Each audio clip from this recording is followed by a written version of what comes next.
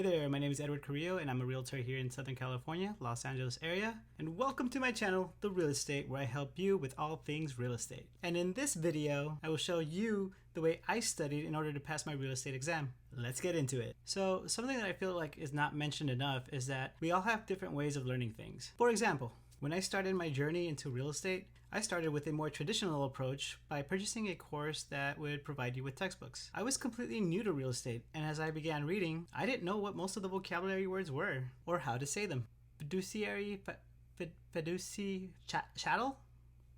I quickly found myself losing interest, and I realized that this method of learning wasn't going to work for me, especially when I was trying to learn something new. So I switched over from books to pre-recordings. And then all of a sudden, I regained my interest, especially since now I was able to actually listen to the words, and the distraction of not knowing how to properly pronounce the words was no longer there. So if you find yourself struggling to learn new material, keep in mind that it might be the format in which you're trying to learn that might be making things difficult. Make sure to always learn and study in a way that best suits you. That being said, there are 3 ways to take a real estate course. Number 1, in person if you enjoy the traditional in-class setting. Number 2, at home and ordering the textbooks. Or number 3, at home and ordering pre-recorded sessions. Like I said, I went through 2 of them. The first one being the textbook and the second one being the pre-recorded audio. And in the end, I ended up using both of them. I passed the pre-recorded classes and I got my certifications through them. And I kept the books as a way to review and study. You don't need both, you just need one. You'll find the links to both of these courses down below. Remember, I am not sponsored, I'm just trying to help you out. Okay, so you're taking the course. What should you focus on? My first tip is focus on chapter summaries. Make sure to complete all your chapter summaries, all the end of the chapter quizzes, any vocabulary quizzes that might be in there, pretty much anything you can find at the end of the chapter. Pro tip, go ahead and make flashcards for any vocabulary that you got wrong and any questions you answered incorrectly. Tip number 2, moving on to the next tip, flashcards. I know, flashcards aren't that fun, but check this out. I made flashcards on all the vocabulary words, all important dates, events, statutes, laws, and any concept that I had trouble with. Literally, my biggest set of cards was 484 cards. And personally, I like to make multiple sets. My first step would be for each chapter's review and vocabulary words. My second set would be a progressive set. So every time I would finish a chapter, I would take that chapter's review and vocabulary, make a set for that specific chapter, and then copy that set of that specific chapter into a different set where I have all of the chapters together. Doing this allows me to constantly review all previous material and the current one that I'm currently working on. And the final set of flashcards that I make is a set specifically for all the terms, dates, or any concept that I'm having a lot of trouble with. I would keep this material separate until I practiced it enough to move it into my progressive set. And from there,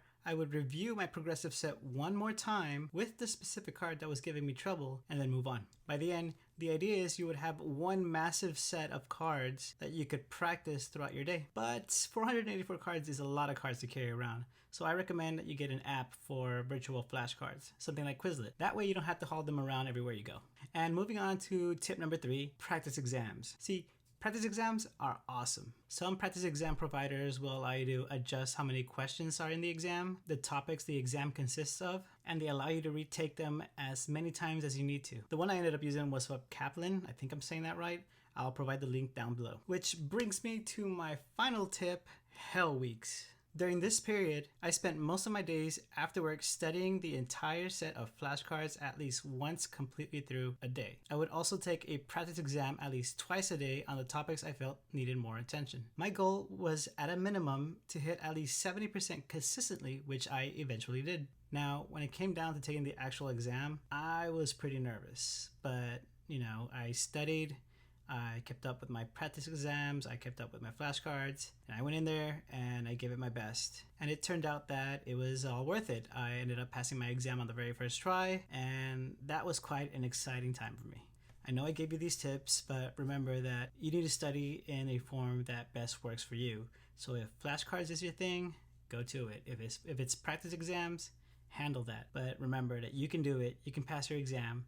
Just keep on studying and practicing. So this is how I passed my real estate exam on the very first try. I hope this information helped. If you found this information helpful, please hit that like button as it helps me with the YouTube algorithm. Subscribe for more real estate content. Check out my video on how to get your real estate license if you haven't seen it yet. And if you have any questions, leave a comment down below and I'll answer them as soon as I can. Thank you for watching and have a wonderful day.